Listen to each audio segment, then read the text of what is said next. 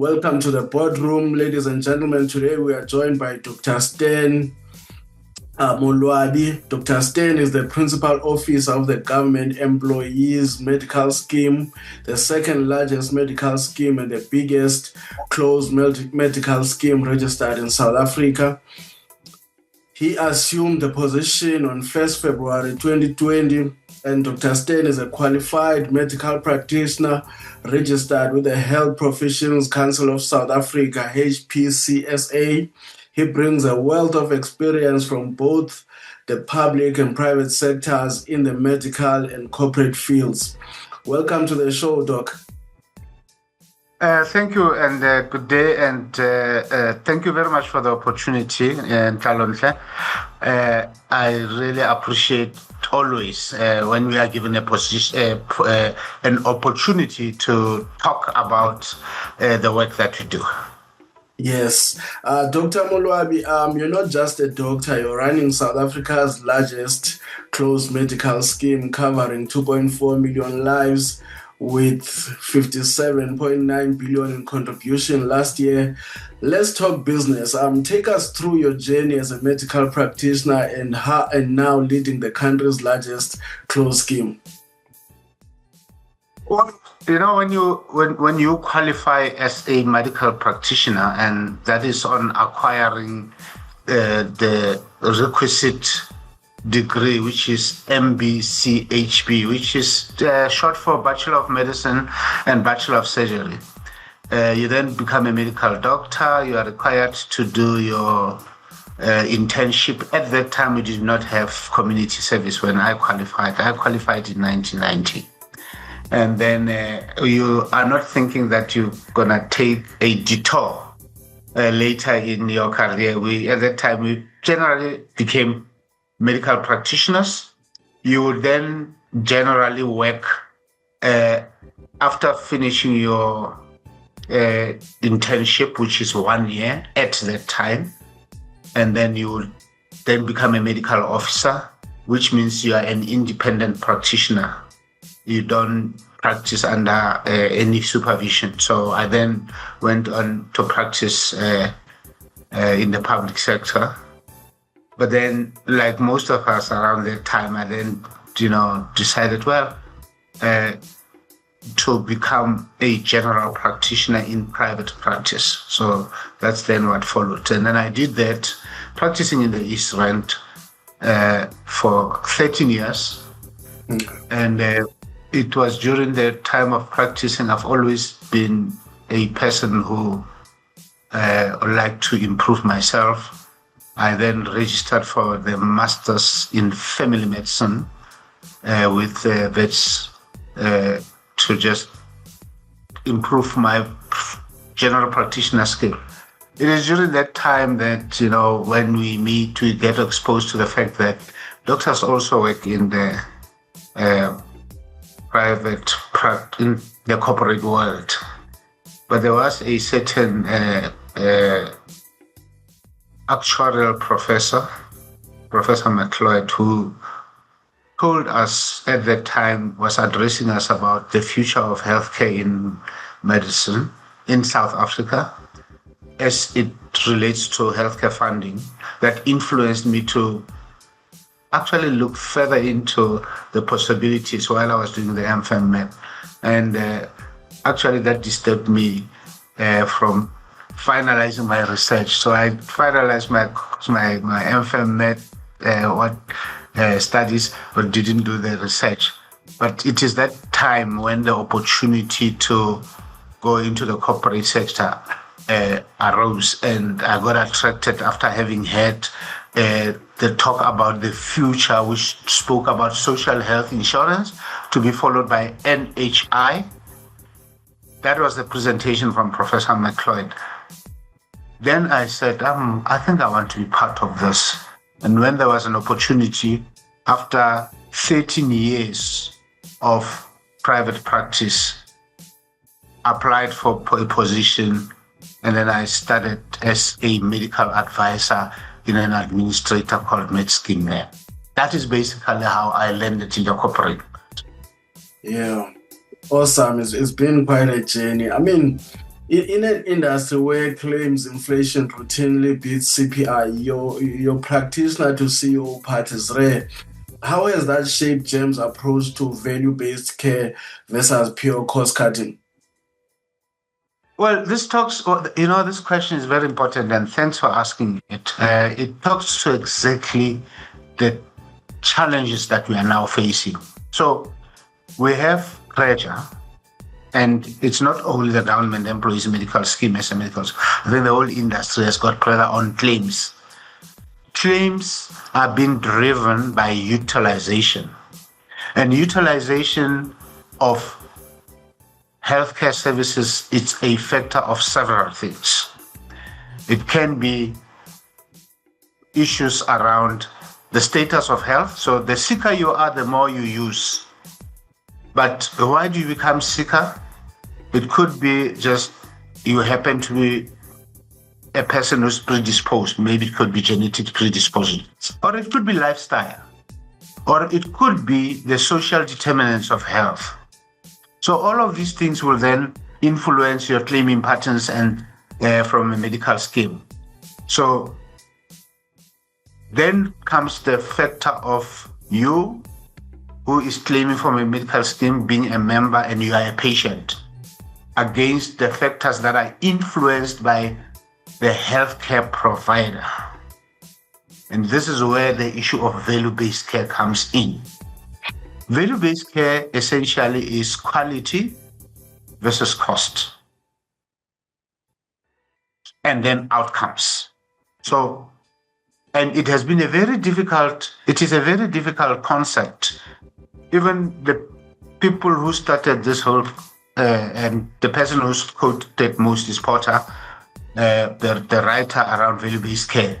It is a very difficult thing because the main thing is that there has to be a change in behavior.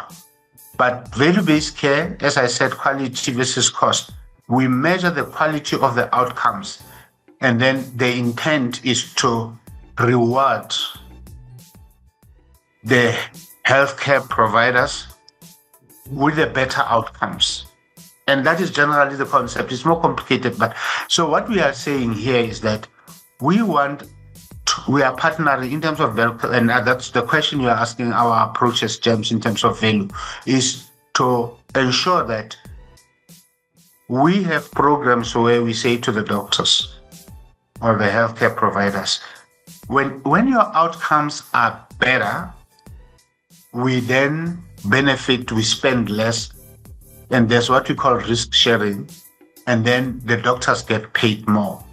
Some people go as far as calling it P4P, pay for performance.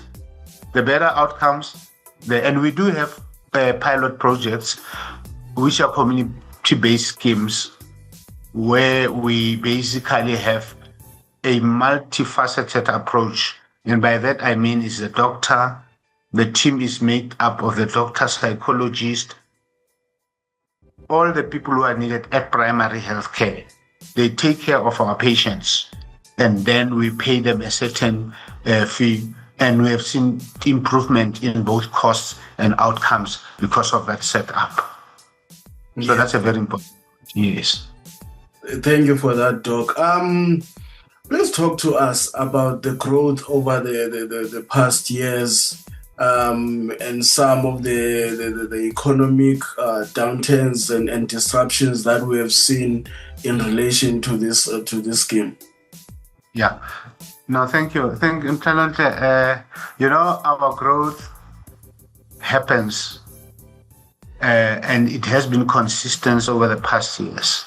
However, whenever there is pressure on affordability, we see it in the numbers.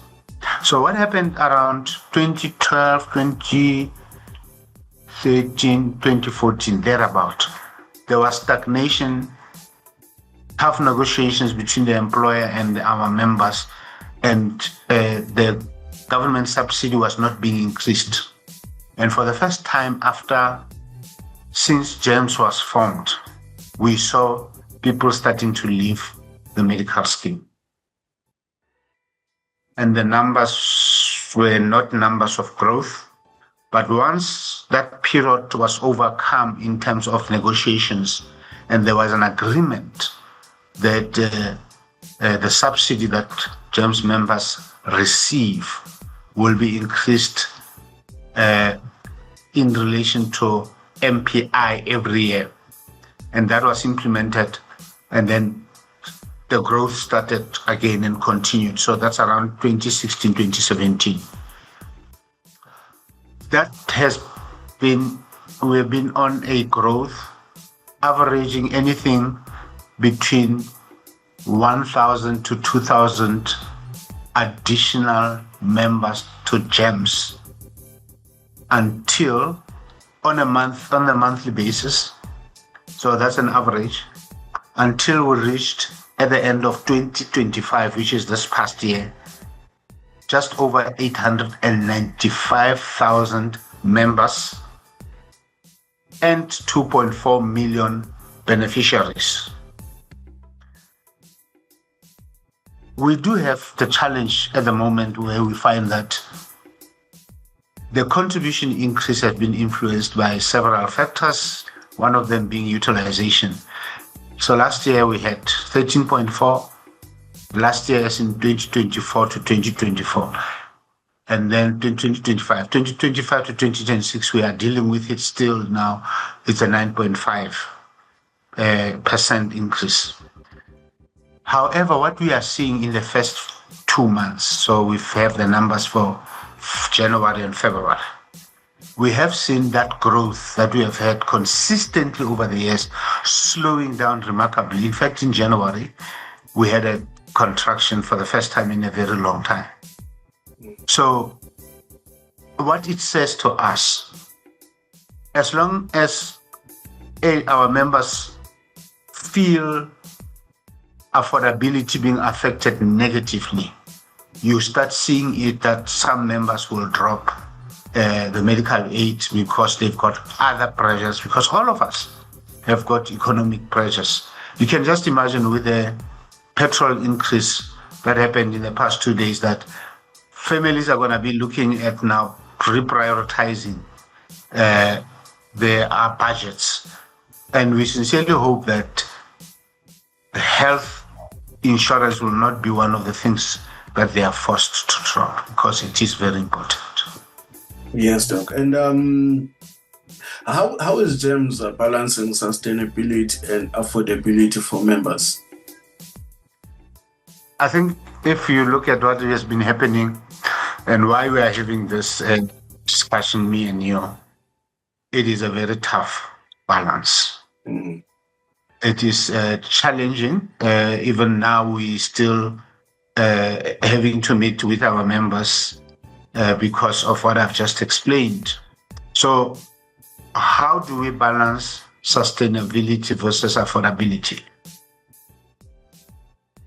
For 2025, we came up with a 9.8% increase on contribution and engaged with our members through the PSCBC, and the PSCBC is the Public Service Coordinating Bargaining Council, and reduced it to 9.5, and we're still having to talk because we're still not where we are on the same page in terms of this annual contribution increase.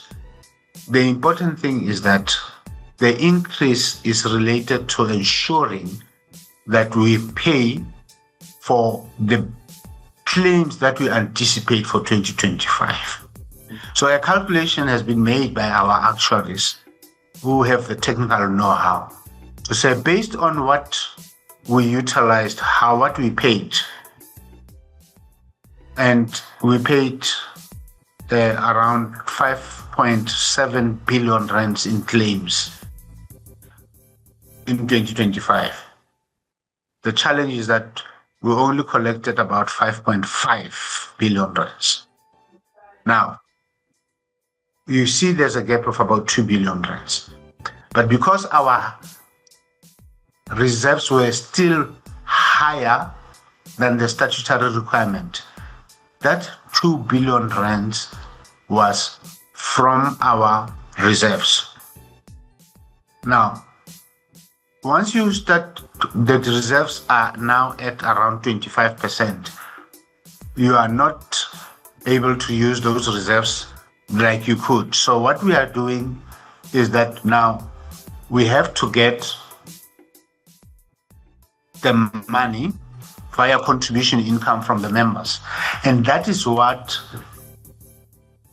has to come from the members, who then say, but the 9.5 basically is high because inflation is around 3-4%. And the balance now that we have to strike is that we have to look at what are the issues that are driving this high utilization. And that is what really we are looking at. And it involves things like case management in hospital, or in general, we call it managed care, authorizations, how many times, benefit limits. All of these things, when you start implementing them and tightening them, usually the members become unhappy. But I think the key in the long term is lifestyle changes and preventative health care, so that we reduce unhealthy outcomes. And that is really where our answer lies. Yeah. This contribution increase sparked quite tension with unions. It started at 9.8, was revised to 9.5 after PSCBC talks. How do we navigate the affordability versus sustainability debate when public servants are also facing modest salary adjustment? And also with that question, Doc, going forward, looking at the next 5-10 years, what do you anticipate, be it geopolitics or economic growth, to influence some of the decisions you have to make in the interest of this scheme? Yeah. No, I think it's been a challenging period, as you mentioned, the 9.8, then 9.5.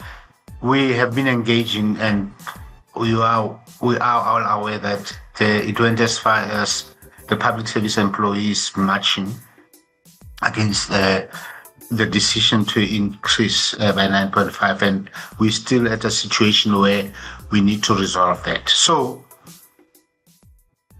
firstly, we need to come up with ways of coming up with reducing the utilization. Sorry, I beg your pardon. So we need to reduce the utilization. We need to come up, what one of the big things about healthcare funding is, when you are a 25-year-old, 35-year-old, your costs are much lower. When you start going over 40 years plus, your costs increase. Now, just think about it. At the beginning, James is 20 years old. We do have quite a number of members who have been with James for over 20 years, which means they are more on the over 40, 50 years thereabouts. We also have pensioners. All of these influence the utilization that is higher.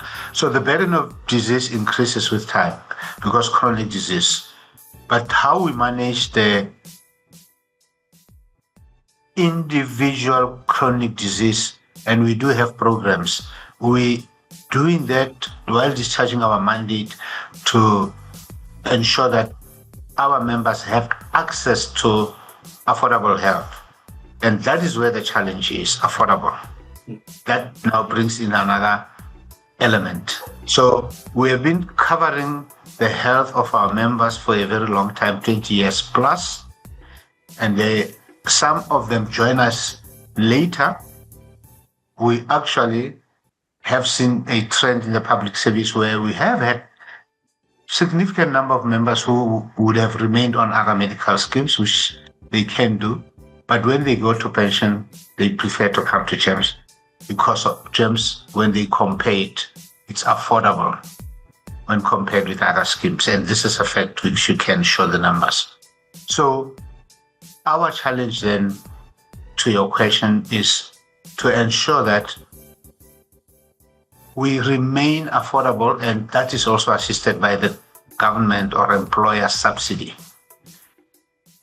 But then we have to ensure that we have in place certain things that manage abuse, overutilization, even fraud.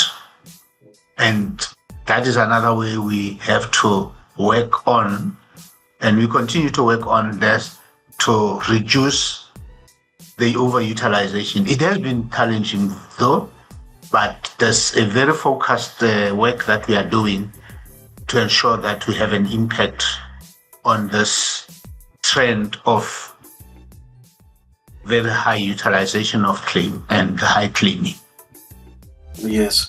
With South Africa's NHI rollout is moving into its critical 2026-28 phase, how is GEMS positioning itself as a competitor, a complementary player, or a blueprint for universal health coverage? No, that's a very important one. When one looks at where we are as a nation, and there's a lot of expectation since President signed the bill into an NHI Act, and I think it's May 2025 when the President signed. But we do know that the whole implementation of the NHI, there's been challenges with some entities going to court. So we are always asked that you ask, what is our position? Our position is that we need universal healthcare coverage. So the challenge that we are having is around 20%. It's actually below 20% of the nation is covered by private insurance. GEMS is is in that category. Then we have 80% that has to be catered for by the public service via funding. It's mainly government, but we do have other sorts of government. And in the earlier question, you asked about geopolitical issues. So the funding of health was also affected adversely by geopolitical issues, with some withdrawal of some funding, which was also used to cover certain programs, mainly the HIV antiretrovirals rollout. We suffered quite a bit recently. So you can see that there are these challenges. Our effort has always been that we must come up, while we do funding of our members under the regime of the Medical Schemes Act, we must always use the fact that we are a healthcare funder and come up with models that can work. So, Doc, you've kept non-healthcare costs at around 5.6%, well below the industry average. Walk us through GEMS cost containment engine, networks, formularies, fraud savings, and the 2026 changes like 15,000 Rand co-pays for non-network hospitals. I know you mentioned the fraud savings a bit before, yeah. Yeah. Now, so maybe to contextualize it, let's start by saying, from a broad perspective, we have two types of spend by a medical scheme. So the one you mentioned is non-healthcare costs. And as you rightly put it, for 2025, our non-healthcare costs were about 5.6% of our annual contribution income. So let me explain this. Members contribute to have their life, or in this case, health insured, so that in case you you claim for your normal healthcare costs, but most importantly for the so-called catastrophic events. that all of this claiming is what we call healthcare costs. And the structure of medical schemes in general is that 90% of what you put in must be used towards members' healthcare costs.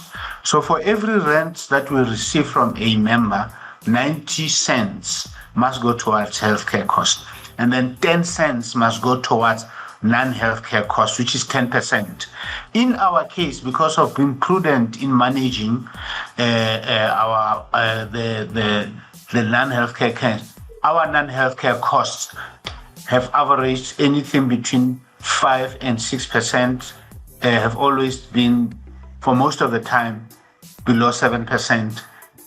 So what essentially we are saying is that there is value in what we do, in that we keep in the healthcare costs, the non-healthcare costs, low. Then the other things that you mentioned in your question, issues relating to fraud, waste, and abuse, the networks, relate to the claims, which is the healthcare costs. Now, for last year, for 2025, our healthcare costs were 104%, which means they were 4% above even what we receive from members. So the issues here are, as I said earlier on, overutilization, and it could relate to fraud, waste, and abuse. And we have proven that there are areas of fraud, waste, and abuse. So the question is, what are we doing about it? What we are doing about it is that we use algorithms. Now AI is becoming an important part of this whole thing of predicting where we see that the trends are abnormal, and then we intervene. Sometimes it's clinical intervention, it is interventions of our specialists in the area of fraud, waste, and abuse to ensure that we come up with interventions which involved even talking to the healthcare provider who are implicated, and also to educate our members that there is nothing as bad as fraud, and we must dissuade them from participating in fraud against the medical scheme. And Doc, digital transformation and member engagement from the intelligence app to 100 client liaison officers seems central to your strategy. What's next on the tech and education front to drive retention and efficiency? Well, everybody's talking digital transformation in the form of this so-called artificial intelligence. So, firstly, the interaction between us and the member. If you think about it, it used to be either it still is, but it was mainly through the call center, your phone, the 080 number. And then somebody says, how can I help you? And then we put you through an IVR, which is the integrated system. So the trend is now to try, and the other method was to walking into our working center. We still have the working center. But digitization, what we are trying to do is our members enroll on our app. And there's been a very good take. And we keep on, from the feedback that we get, we want to continue improving our app. Yeah. So the member app is then the portal through which we interact with our members. And apps is the way then you try and do a lot, most, if not all, your transactions. So you can submit your claims. You can check your benefits. You can even follow up on your statements. So there's quite a things. If you can change your member option at the beginning of the year. So that is the digitization we're talking about. The take on is what we want to encourage. Yeah, and just to close it, Doc, on the leadership note, you've gone from clinician to running a 58 billion rand scheme, serving 2.4 million lives. What's the one leadership lesson for CEOs in regulated, stakeholder-heavy industries like healthcare funding? Yeah, your members, who are also stakeholders, are the most important in running an organization of this nature, especially a multi-stakeholder organization like the Government Employees Medical Scheme. So people, it's almost like it's a cliche when they say the customer comes first, but it is true. And I think where we really need to find this is how we educate our members, you know, on the product called medical scheme. It is not an easy one, but we need to basically ensure that there is an understanding of how a medical scheme works. Yes. No, Dr. Stan, thank you so much for your time. We shall see you and engage with you very, very soon. Thank you so much. Thank you very much. It's been a pleasure to Mr. Ntalonte. Mr. Nagasa, thank you very much. Thank you so much, sir.